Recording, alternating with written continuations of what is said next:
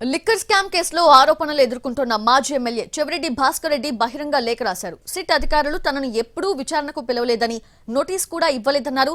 SIT అధికారులు ఒక్క message పెట్టినా తాను విచారణకు వచ్చేవాడినన్నారు.